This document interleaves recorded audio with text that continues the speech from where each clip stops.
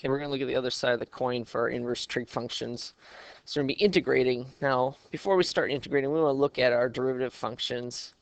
And the thing I want to point out is the difference between the derivative of the sine inverse and the cosine inverse is just this negative sign.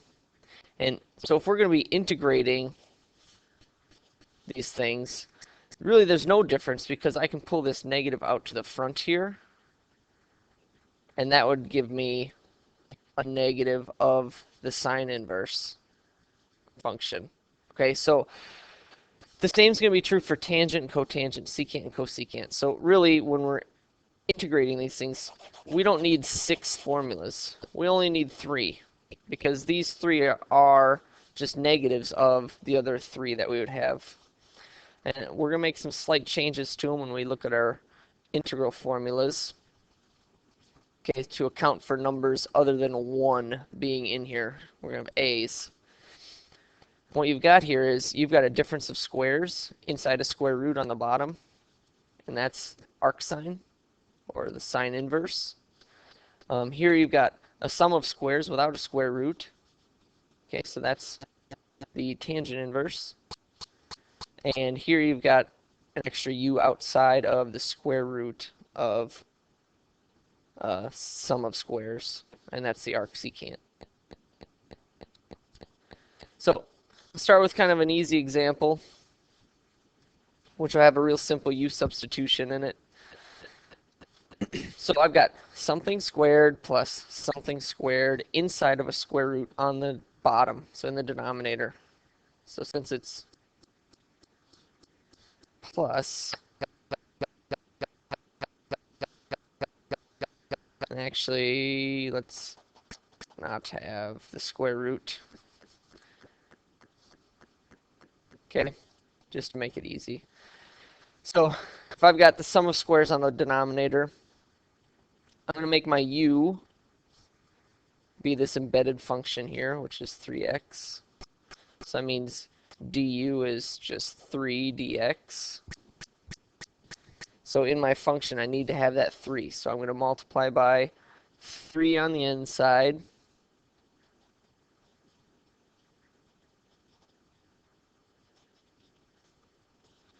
To offset that, I multiply by 1/3 on the outside.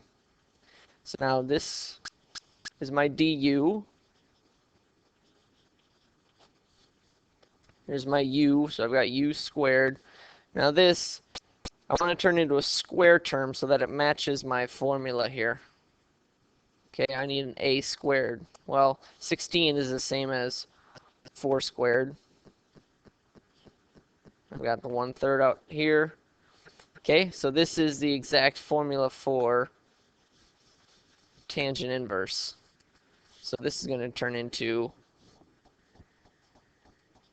the tangent inverse of my u, which is 3x.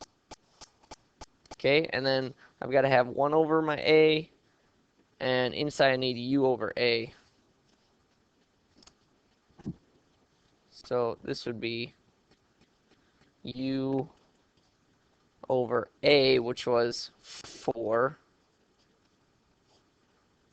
I need a 1 over a in front, and then I have plus c. Okay, so that's just a basic u substitution problem.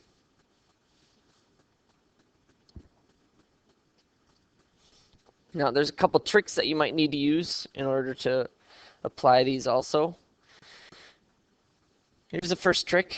First trick, if you've got something up top here, we could go through and,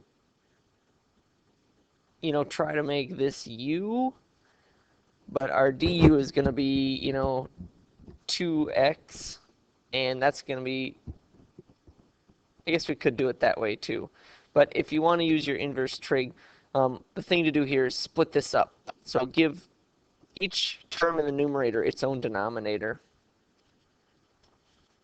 So we're going to have the integral of x over 9 minus x squared. Excuse me. And then we're going to have minus, I'm going to pull that 3 out front, and we'll have 1 over square root of 9 minus x squared dx. Okay, so I'm just splitting these up and giving them each their own denominator. This one I can do basic u substitution. Okay, so u is 9 minus x squared. Du would then be negative 2x.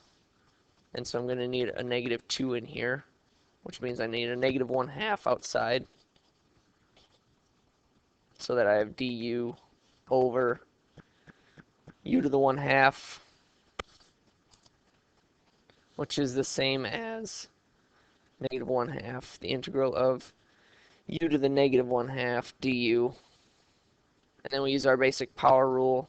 So increase the power by 1, which would make it positive 1/2. Drop the reciprocal. Instead of negative 1/2, the reciprocal of 1/2 is 2 u to the positive 1/2. This will turn into just negative 1, so I've got negative u, which was 9 minus x squared, to the positive 1/2. Okay, so that's just the first part. Now this one, this is going to be our inverse sine function. Okay, so I'm going to have minus 3. Okay, let's peek back at our formula. Okay, so I'm going to have u over a on the inside. Sine inverse of u, which is just x here, over a. So a is the thing that's being squared. So this is really 3 squared, so my a is 3. I can add that down here. So this is minus the sine inverse of x over 3, and then plus c. The other trick you'll have to do involves a situation like this. So what you've got here is you don't have anything that matches your formulas, but you can convert this into one that does by completing the square.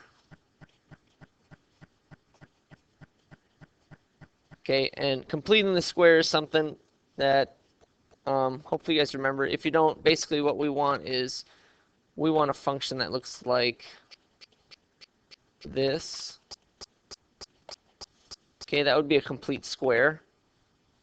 So we're trying to get some squared term. Okay, so like a binomial squared plus some other term. Okay, because if we can turn it to this, then it'll match our tangent function. Because b, if we have some number here, you know, that's the same as, it could be some number squared then. Because any number can be the square of a number. So like even 5, that's the square root of 5 squared. So we can always turn a number into a squared term.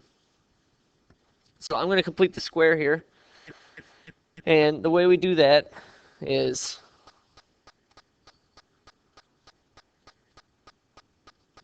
okay, we're going to look at these terms here. We're going to leave our constant term kind of hanging out. And what we're looking at is if we have a completed square, so let's say we have x plus a squared. Okay, if I square this out, I get x squared plus 2ax plus a squared. Okay, so what I need to do is take the number that's in front of my x and divide it by 2. If I divide this by 2, I'd have a, and then square it, and that'll tell me what number needs to be here so that I can convert it back into this form. So right now I've got a 2 there. I'm going to take half of that, which would be 1, and I'm going to square it. That's what I need to add here. So I add 1. But if I add 1, I'm changing my function. So I'm going to offset that by also subtracting 1. These 3 terms here are my completed square. So I'm going to convert those back into this. So that turns into x plus 1. Okay, half of this, because if you notice, here I had 2a, but up here I had just a. That's half as much squared. And then over here I've got just negative 1 plus 2, which is plus 1. So I can rewrite this integral as the integral of 1 over x plus 1 squared plus 1, which is the same as 1 squared. Okay, so now it matches our tangent inverse function with u being x plus 1, du would just be 1, so that's okay. We've got our du. So I can integrate this. So I'm going to have 1 over a being 1. So I've got 1 over 1. Tangent inverse of u, which is x plus 1, over a, which is 1, plus c. So just cleaning this up a little bit, I've just got tangent inverse of x plus 1 plus c. So completing the square is what you're going to want to do when you get something like this. Okay, and if this was, inside of a square root, you can still complete the square inside the square root. You'd have to have another, x plus 1 out here to match one of your functions here. Okay, because then it would be arcsecant, or you'd have to have a negative. A note about completing a square when you have a negative leading term. So let's take a look at that. If I've got negative x squared plus 8x minus 3. Okay, if I want to complete this square, the first thing I need to do is pull this negative out.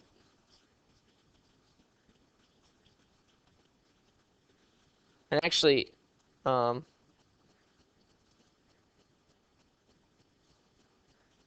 offset our negative 3 here. So I take half of this, which would be negative 4. Negative 4 squared is 16, so I'm going to add 16 and subtract 16. Okay, so I'm just working inside the parentheses. I'd use these three terms to get my completed square. So I'd have x minus 4 squared.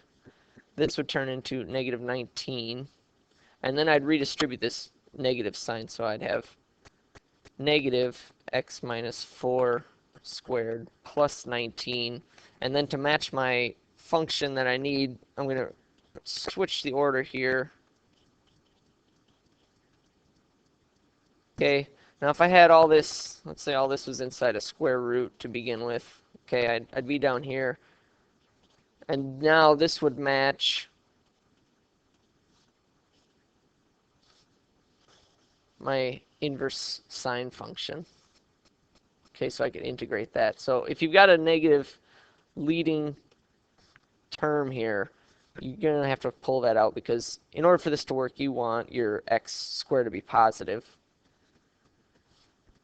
So hopefully that makes sense. If you have questions about completing the square or if you need extra practice on that, let me know. I can give you a worksheet with just completing the square problems on it, and you can work through that. I'll give you the key and everything.